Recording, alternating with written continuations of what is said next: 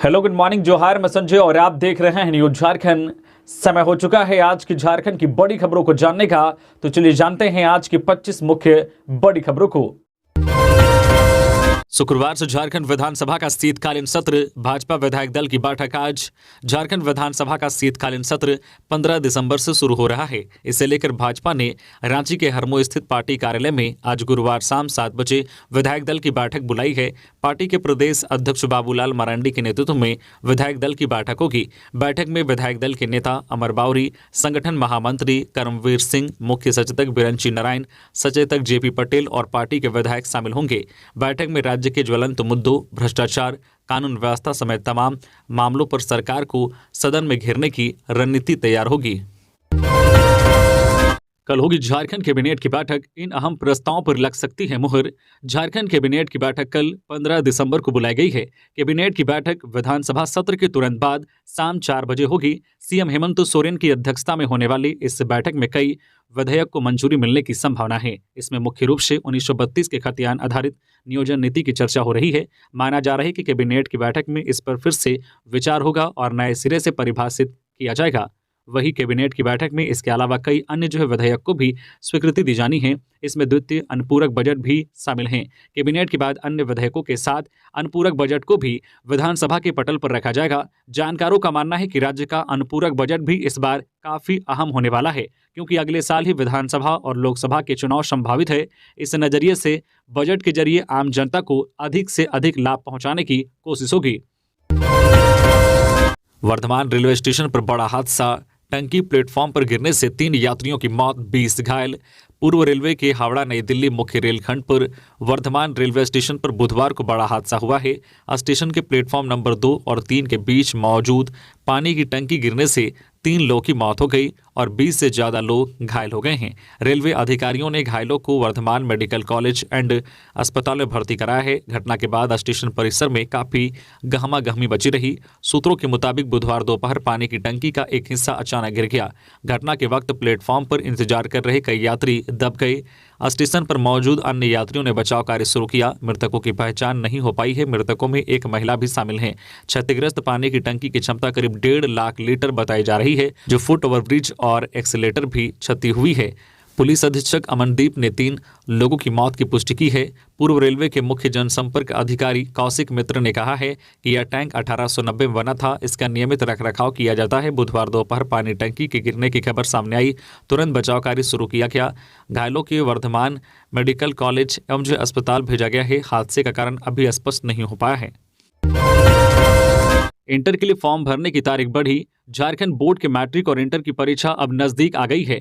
छात्र exam form भर रहे हैं। मैट्रिक परीक्षा के लिए फॉर्म ले लिए गए हैं, वहीं इंटर के लिए अभी भी परीक्षा फॉर्म भरे जा रहे हैं। 12वीं के छात्रों के लिए बिना विलंब शुल्क के परीक्षा फॉर्म भरने की आखिरी तारीख 12 दिसंबर थी।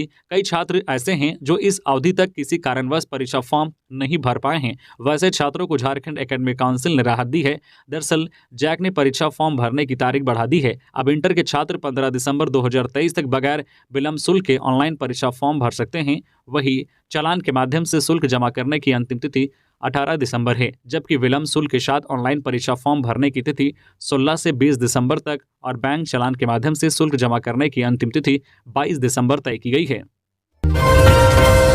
रांची में बढ़ी ठिठुरन, 7 डिग्री से नीचे गया पारा।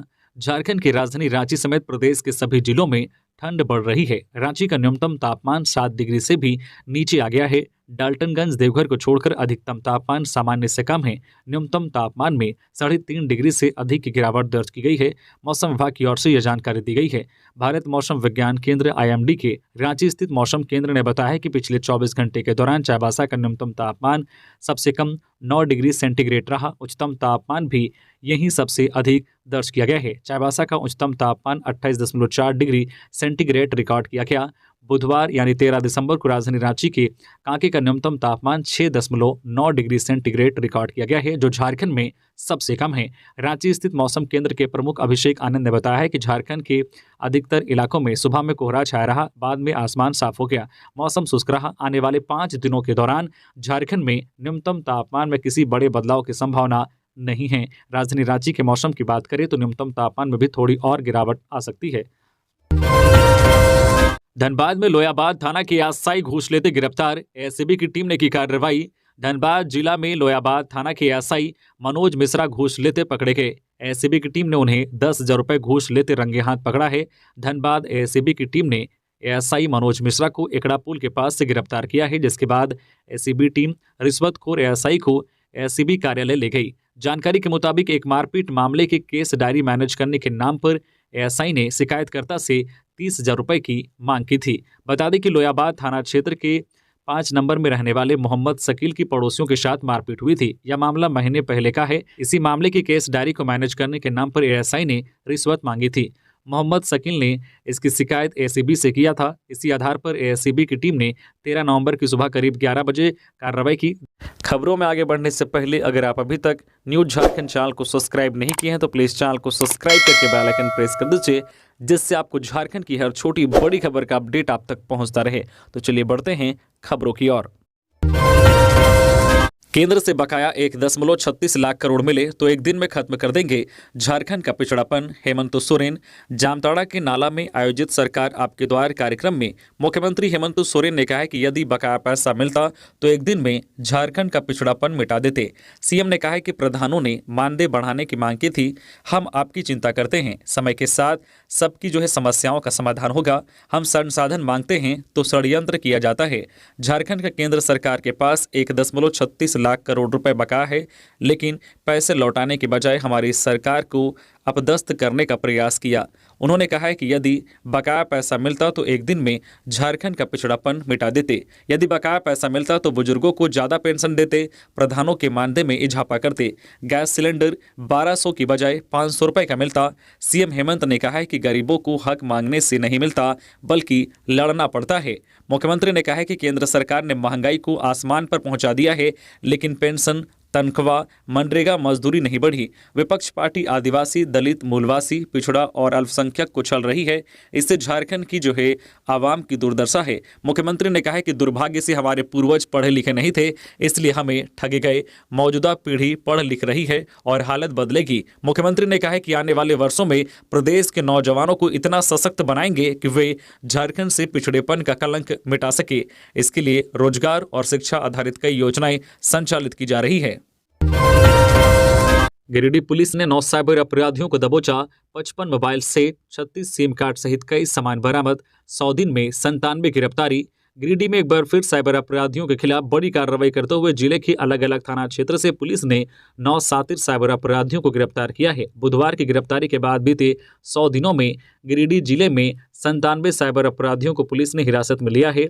बुधवार को हुई गिरफ्तारी के बाद पुलिस ने 55 mobile phone, 36 SIM card, 1 ATM card, 2 passbook, 3 iPad, 1 laptop, 3 power bank और 4 बाइक बरामद किए हैं। गिरफ्तार साइबर अपराधियों में भेलवा घाटी थाना क्षेत्र के तिलकडी का मनीष कुमार मंडल, बेंगाबाद थाना क्षेत्र का विकास मंडल, बेंगाबाद के सोनबाद का सागर तुरी, गांडे थाना क्षेत्र के आहारडी का मोहम्मद मुश्ताक अंसारी, बेंगाबाद थाना क्षेत्र के गोपालपुर का सगीर अंसारी, गांडे के आहारडी का मोहम्मद एजाज अंसारी, बेंगाबाद के लखनपुर का इनामुल हक, सय्यूम अंसारी और बुढ़ई थाना क्षेत्र के कुम्हारगढ़िया का रहने वाला अजरुद्दीन अंसारी शामिल हैं। इन सभी को जेल भेज दिया गया है। जिले के एसपी दीपक शर्मा ने बताया कि ये सभी साइबर अपराधी गर्भवती महिलाओं को मातृत्व राशि का लाभ दिलाने और गूगल पर फर्जी कुरियर सर्विस का ऐड बनाकर लोगों को ठगने का काम करते थे। आग से तबाह हुआ रांची का डेली मार्केट सब्जी बाजार। बुजुर्ग महिला के 3.5 लाख रुपए भी जले। राजधानी का डेली मार्केट सब्जी बाजार मंगलवार की रात हुए भीषण अग्निकांड में जलकर तबाह हो गया। बाजार की छोटी बड़ी सहित 100 से ज्यादा दुकान जलकर राख हो गए। 50 लाख से ज्यादा की सब्जियां बर्बाद हो गई। कल तक जिस बाजार में रौनक थी वहां अब सिर्फ राख के रूप में बर्बादी नजर आ रही है। रांची के मेन रोड डेली मार्केट में मंगलवार की रात लगी भीषण आग में पूरा बाजार ही तबाह हो गया। थोक और खुदरा सब्जी विक्रेता के द्वारा बड़े पैमाने पर जमा करके रखी गई सब्जियां भी बर्बाद हो गई।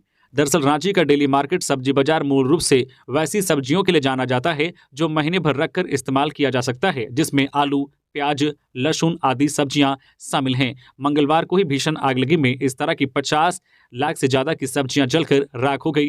डेली मार्केट सब्जी बाजार में लगी आग ने सब्जी बेचने वाली बुजुर्ग महिला मंगरी देवी को सबसे ज्यादा नुकसान पहुंचाया है। बुजुर्ग महिला के गले में रखे 3,50,000 रुपए जलकर स्वाहा हो गए। गौरतलब है कि मंगलवार की रात 10 बजे डेली मार्केट की सब्जी मंडी स्थित एक झोपड़ी में सबसे पहले आग लगी। बोरे और टाट से बनी झोपड़ी धू धू कर जलने लगी। देखते ही देखते आग दूसरी झोपड़ी और तीसरी करते हुए पूरी सब्जी मंडी में फैल गई। उस लाइन में करीब 100 से अधिक छोटी छोटी दुकानें थी। रात 10:30 बजे तक पूरी दुकानें जलकर राख हो गई। सब्जी मंडी से सटे फल मंडी की कई दुकानों में आग पकड़ लिया। इससे पूरे मार्केट और आसपास के इलाके में अफरा तफरी मच गई। लोग आग बुझाने का प्रयास करने लगे। इसी क्रम में रात के 11:15 बजे दमकल गाड़ी पहुंची। रात 1 बजे स्थानीय लोगों की मदद से दमकल गाड़ियों ने आग पर काबू पा लिया।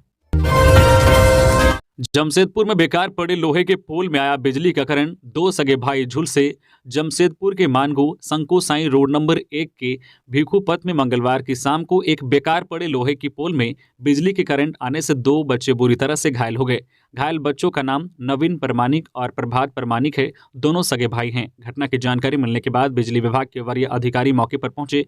जानकारी के अनुसार कई वर्ष पूर्व स्थानीय लोग अपने खर्च पर लोहे का पोल लगाकर बिजली का कनेक्शन अपने मोहल्ले तक लाए थे। कुछ दिन के बाद विभाग के द्वारा सीमेंट का पोल उसी जगह लगा दिया गया था, लेकिन लोहे का पोल वहां से नहीं हटाया गया। 1 महीने से लगातार लोहे के पोल पर करंट आ रहा था। स्थानीय लोगों ने बताया कि इस बारे में सैकड़ों बार संबंधित विभाग को जानकारी दी गई है, लेकिन इस पर कोई पहल नहीं किया जा सका है। लापरवाही का नतीजा है कि मंगलवार को 2 बच्चों को लोहे के पोल से करंट लगा। घायल बच्चों की स्थिति गंभीर बताई जा रही है। लोगों ने बताया कि अगर पोल नहीं हटाया जाएगा तो आगे बहुत बड़ी घटना हो सकती है।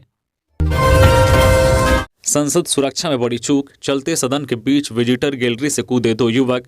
संसद की सुरक्षा में बड़ी चूक हुई है। विजिटर गैलरी से 2 व्यक्ति लोकसभा में कूद गए, फिर वह आसन की ओर बढ़ने लगे। सदन में मौजूद सुरक्षा कर्मियों ने उन्हें रोका। लोकसभा में कुछ देर के लिए अफरा तफरी का माहौल हो गया। जिस समय यह घटना हुई, सदन में महत्वपूर्ण मुद्दे उठाए जा रहे थे। जानकारी के मुताबिक दोनों शख्स दर्शक दीर्घा से सदन में कूदने के साथ ही कुछ स्प्रे करने लगे। सदन के अंदर पीले रंग की गैस फैल गई। अफरा तफरी के बीच दोनों शख्स को पुलिसकर्मियों ने पकड़ लिया। दिल्ली पुलिस के सूत्रों का कहना है कि घटना की जांच की जा रही है। सुरक्षा घेरे तोड़ने वालों से पूछताछ की जा रही है कि वे यहां तक कैसे पहुंचे और संसद आने का पास उन्हें किसने दिया। पता लगाया जा रहा है कि संसद में कूदने वालों से किसका संबंध क्या है। इस मामले में कई एजेंसियां पूछताछ कर सकती है। 5 नहीं 25 साल तक मुख्यमंत्री बने रहेंगे हेमंत सोरेन, जामताड़ा में बोले विधायक इरफान। विधायक इरफान अंसारी ने बुधवार को जामताड़ा में आपकी योजना आपकी सरकार कार्यक्रम में कहा कि हेमंत सोरेन 5 साल नहीं 25 साल तक झारखंड के मुख्यमंत्री बने रहेंगे। उन्होंने अबुआ राज, अबुआ दिशोम, अबुआ हेमंत का नारा दिया। कहा कि विपक्ष तरह तरह से सीएम हेमंत सोरेन को बदनाम करने की कोशिश कर रहा है। सीएम हेमंत का नाम जमीन घोटाला से जोड़ा जा रहा है। कहा कि ये बहुत अफसोस की बात है कि जिनके परिवार ने पूरे झारखंड भूमिहीनों को भूमि देने का काम किया, आज उन पर ऐसे आरोप लगाए जा रहे हैं। कहा कि जब भी ईडी का नोटिस आता है, बीजेपी के लोग खुश होते हैं, उनके दफ्तरों में पटाखे फोड़े जाते हैं। विधायक इरफान अंसारी ने बीजेपी से सवाल किया है कि सीएम हेमंत सोरेन या उनके परिवार को जमीन की कमी है। अगर उनको जमीन की कमी है तो झारखंड वासी उनको जमीन देंगे। कहा कि ऐसे नेता पर अगर इल्जाम लगेगा तो कोई सच्चा झारखंडी इसे बर्दाश्त नहीं करेगा, इसका जवाब दिया जाएगा। हेमंत सोरेन ने जामताड़ा को दी 634.30 करोड़ की सौगात। झारखंड के मुख्यमंत्री हेमंत सोरेन ने बुधवार को जामताड़ा जिले को 634.30 करोड़ रुपए की सौगात दी। कुल 92 योजनाओं का तोहफा दिया। उन्होंने आपकी योजना आपकी सरकार आपके द्वार कार्यक्रम के तहत 26,126 लाभुकों के बीच 18,211.5 लाख रुपए की परिसंपत्ति का वितरण भी किया। ट्रेन के शौचालय में गूंजी किलकारी। उत्तर प्रदेश की महिला ने नेताजी एक्सप्रेस में बेटे को दिया जन्म। कोडरमा जिले के झुमरी तिलैया में चलती ट्रेन में एक बार फिर किलकारी गूंजी है। इस बार ट्रेन के सामान्य कोच में सफर कर रही गर्भवती महिला का शौचालय में प्रसव हुआ। जच्चा बच्चा दोनों सुरक्षित है। कोडरमा स्टेशन पर जानकारी मिली तो आरपीएफ ने जच्चा बच्चा को मिशन सेवा के तहत एम्बुलेंस बुलाकर सदर अस्पताल कोडरमा भेजा। पूरे मामले की जानकारी देते हुए आरपीएफ इंस्पेक्टर जवाहर लाल ने बताया कि 13 दिसंबर को गाड़ी संख्या 1231-2 डाउन नेताजी एक्सप्रेस समय 1:16 पर कोडरमा जंक्शन पहुंची। ट्रेन के आगमन पर ट्रेन के गार्ड ने कोडरमा स्टेशन पर तैनात आरक्षी आनंद कुमार को बताया कि बगल वाले सामान्य कोच में एक महिला का शौचालय में प्रसव हो गया है। महिला ने एक बच्चे को जन्म दिया है। सूचना मिलते ही ड्यूटी में तैनात प्रधान आरक्षी आर कुमार व आरक्षी आनंद कुमार ने उक्त महिला को गाड़ी से महिला यात्री के सहयोग से सुरक्षित उतरवाया। इसके बाद एम्बुलेंस बुलवाया गया। सदर अस्पताल से एम्बुलेंस आने पर उक्त महिला को बेहतर इलाज के लिए सदर अस्पताल कोडरमा भेजा गया। महिला के साथ उसका पति टेम्पर भी ट्रेन में सवार था। महिला का नाम साजिया परवीन 21 वर्षीय बताया गया है। वह उत्तर प्रदेश के कानपुर देहात इलाके के करियापुर डेरापुर की रहने वाली है। राज्य में अनुबंध कर्मी बढ़ाएंगे हेमंत सरकार की चिंता, आंदोलन तेज करने की बनाई रणनीति, मांगे पूरी नहीं होने पर चुनावी नुकसान की चेतावनी। जैसे जैसे चुनावी वर्ष 2024 नजदीक आ रहा है वैसे वैसे राज्य में अलग अलग विभागों से संबंधित अनुबंध कर्मियों का आंदोलन मानो वर्ष 2019 के फ्लैश बैक में जा रहा है। वर्ष 2019 में विधानसभा चुनाव से पहले राज्य में पारा शिक्षकों, आंगनबाड़ी सेविका, सहायिका, चौकीदार, दफादार, कृषक मित्रों सहित कई अलग अलग विभागों के कर्मचारी अपनी मांगों को लेकर सड़क पर थे। तब बतौर नेता प्रतिपक्ष हेमंत सोरेन ने सत्ता में आने पर अनुबंध शब्द को ही समाप्त करने सहित कई वादे किए थे। अब जब हेमंत सोरेन सरकार के 4 वर्ष पूरा होने वाले हैं तो एक बार फिर अपनी अपनी मांगों को लेकर अलग अलग विभागों के अनुबंध कर्मी आंदोलन पर हैं। 114 दिन से राज्य भर के टेट पास सहायक अध्यापक आंदोलन पर हैं तो 160 दिन से पंचायत सचिवालय सहायक का आंदोलन जारी है। पिछले 21 दिनों से चौकीदार, दफादार राजभवन के समक्ष डटे हैं। दिव्यांग भी आंदोलन कर रहे हैं। कृषक मित्रों का भी लंबा आंदोलन चला है। राज्य में लगातार सेवा नियमितीकरण, वेतनमान और सरकारी कर्मियों की तरह सुविधाओं की मांग करने वाले अनुबंध कर्मियों की मांग है कि सरकार के मुखिया 2019 में जो वादे किए थे उसे वह पूरा करे, अन्यथा उन्हें नुकसान उठाना पड़ सकता है। अभी तक हेमंत सोरेन सरकार से निराश सहायक अध्यापकों, चौकीदार, दफादार, पंचायत के नेताओं ने कहा है कि अगर गरीबों की आहट लगेगी तो सरकार फिर सत्ता में नहीं आ पाएगी। सिविल जज जूनियर डिवीजन परीक्षा में 35 वर्ष से अधिक आयु वाले अभ्यर्थियों को मिलेगी यह छूट। हाईकोर्ट ने मंजूर की याचिका। 35 वर्ष से अधिक आयु वाले अभ्यर्थी भी अब सिविल जज जूनियर डिवीजन की परीक्षा में शामिल हो सकेंगे। झारखंड हाईकोर्ट ने बुधवार को इस संबंध में फैसला सुनाया है। दरअसल अभिषेक कुमार, अवनीश शेखर, दीपक कुमार आदि ने आयु में छूट के लिए हाईकोर्ट में याचिका दायर की थी। याचिका में उन्होंने कहा था कि वे कई साल से सिविल जज जूनियर डिवीजन परीक्षा के लिए तैयारी कर रहे हैं, लेकिन सरकार किसी न किसी कारण से परीक्षा को हर साल टालती रही है। इससे उनकी आयु अब परीक्षा देने की नहीं रह गई है। उनको आयु में छूट मिलनी चाहिए। कहा कि अगर प्रतिवर्ष परीक्षा का आयोजन होता तो ये स्थिति पैदा नहीं होती। गौरतलब है कि हाईकोर्ट ने पहले अभ्यर्थियों को इस परीक्षा का फॉर्म भरने की अनुमति दी थी, लेकिन मामले में अंतिम निर्णय बुधवार को सुनाया गया। कोर्ट ने उम्मीदवारों को 21 सितंबर तक ऑफलाइन आवेदन फॉर्म जमा करने का आदेश दिया था। आयु सीमा की छूट की याचिका को कोर्ट ने बुधवार को मंजूर कर लिया। मामले की सुनवाई जस्टिस एस चंद्रशेखर की अध्यक्षता वाली बेंच में हो रही थी। गौरतलब है कि सिविल जज जूनियर डिवीजन की परीक्षा जेपीएससी की ओर से ली जा रही है। मुखिया पर ग्रामीणों ने लगाया कंबल चोरी करने का आरोप। मधुपुर थाना क्षेत्र के भिड़वा पंचायत के मुखिया मुंद्रिका देवी व उसके पुत्र पर ग्रामीणों ने कंबल चोरी करने का आरोप लगाया है। ग्रामीणों ने बीती रात मुखिया के पुत्र रवि कुमार को पंचायत सचिवालय भवन से ठेला पर 3 गांठ कंबल लाद कर ले जाते हुए रंगे हाथ दबोच लिया व थाना व बीडीओ को सूचना दिए। वहीं मौके पर पुलिस की गश्ती टीम और बीडीओ घटनास्थल पर पहुंचकर मामले को शांत कराए। इस दौरान ग्रामीणों ने काफी हो हंगामा किया, साथ ही मुखिया और मुखिया पुत्र पर कार्रवाई की मांग की। ग्रामीणों ने इस संबंध में मधुपुर थाना में एक लिखित शिकायत देकर मुखिया पर कार्रवाई की मांग की है। फिलहाल पुलिस पूरे मामले की छानबीन कर रही है। इधर मुखिया मुंद्रिका देवी ने अपने ऊपर लगे आरोपों को बेबुनियाद बताया है। साथ ही उनका कहना है कि यह उन्हें बदनाम करने की साजिश है। पूर्व मंत्री रमेश सिंह मुंडा हत्याकांड में मुख्य साजिशकर्ता राजा पीटर को हाईकोर्ट से मिली जमानत। पूर्व मंत्री सह तमाड़ के तत्कालीन विधायक रमेश सिंह मुंडा हत्याकांड मामले में मुख्य साजिशकर्ता गोपाल सिंह पातर उर्फ राजा पीटर को हाईकोर्ट से जमानत मिली है। हाईकोर्ट के न्यायमूर्ति एस चंद्रशेखर की अध्यक्षता वाली खंडपीठ ने राजा पीटर के कस्टडी पीरियड एवं ट्रायल में गवाहों की अधिकता को देखते हुए कुछ शर्तों के साथ जमानत प्रदान की। इससे पहले झारखंड हाईकोर्ट से 2 बार राजा पीटर की याचिका खारिज हो चुकी है। वहीं सुप्रीम कोर्ट से भी उनकी जमानत याचिका मेरिट के आधार पर खारिज हो चुकी थी। सुनवाई के दौरान प्रार्थी की ओर से कोर्ट को बताया गया था कि राजा पीटर 6.5 साल से जेल में हैं। इस मामले में गवाहों की संख्या भी काफी अधिक है, ऐसे में उन्हें जमानत प्रदान की जाए। दरअसल इस मामले में राजा पीटर को मुख्य साजिशकर्ता मानते हुए एनआईए ने उन्हें 9 अक्टूबर 2017 को गिरफ्तार किया था। तब से वह जेल में हैं। नावाडी प्रखंड भाकपा के पूर्व अंचल मंत्री का निधन। बेरमो के नावाडी प्रखंड के पूर्व भाकपा अंचल मंत्री बोकारो थर्मल वैशाली कॉलोनी सहित नावाडी प्रखंड के नारायणपुर निवासी डीवीसी के सफलाई मजदूरों के संवेदक 65 वर्षीय मिथिलेश कुमार महतो उर्फ मिसिर महतो का निधन दिल का दौरा पड़ने से बुधवार को लगभग 4 बजे हो गया। घटना के संबंध में बताया जा रहा है कि बोकारो थर्मल स्थित वैसाखी कॉलोनी के आवास पर लगभग 3 बजे खाना खाकर वह आराम कर रहे थे। इसी बीच उन्हें बेचैनी सी महसूस होने के साथ ही उल्टी होने लगी। उन्होंने तत्काल अपने सुपरवाइजर नंदू एवं अन्य संवेदक भरत महतो को मोबाइल से कॉल करके घर आने को कहा। भरत महतो सहित आसपास के लोगों ने उन्हें किसी प्रकार घर के तंग गलियों से बाहर लाकर डीवीसी हॉस्पिटल ले गए, परंतु रास्ते में उनकी मौत हो गई। फिर से आसू पार्टी के प्रेसिडेंट चुने गए सुदेश महतो, सीपी चौधरी वर्य, उपाध्यक्ष लंबोदर महतो और सुनीता चौधरी को मिली जनरल सेक्रेटरी की जिम्मेदारी। एक बार फिर से पूर्व डिप्टी सीएम सुदेश कुमार महतो को आसू पार्टी के केंद्रीय अध्यक्ष के तौर पर चुना गया है। पार्टी के केंद्रीय कार्यालय में केंद्रीय मुख्य प्रवक्ता डॉक्टर देव शरण भगत ने बुधवार को प्रेस कॉन्फ्रेंस में इसकी जानकारी दी। बताया कि राज्य के नवनिर्माण के लिए 9 संकल्पों के तहत केंद्रीय पदाधिकारियों की घोषणा की गई है। इसी वर्ष 29, 30 सितंबर एवं 1 अक्टूबर को रांची के मोरहाबादी मैदान में आयोजित आसू पार्टी के केंद्रीय महाधिवेशन में फैसला लिया गया था कि केंद्रीय कमेटी और केंद्रीय पदाधिकारियों का चयन होगा। इसी आधार पर सुदेश महतो केंद्रीय अध्यक्ष चुने गए हैं। इसके अलावा सांसद CP Chaudhary senior vice president होंगे। दुमका में रेल पटरी पर टुकड़ों में मिली महिला की लाश, पुलिस ने जताई हत्या की आशंका। दुमका के शिकारीपाड़ा थाना क्षेत्र के लोरी पहाड़ी गांव के नजदीक रेल पटरी के पास एक अज्ञात महिला का शव बरामद किया गया है। जानकारी के अनुसार महिला के दोनों हाथ रस्सी से बंधे हुए थे। पुलिस ने महिला का शव टुकड़ों में बरामद किया है। मामला दुमका रामपुर हाट रेलखंड का है। ग्रामीणों ने इसकी सूचना शिकारीपाड़ा पुलिस को दी। पुलिस घटनास्थल पर पहुंचकर आगे की कार्रवाई में जुट गई है।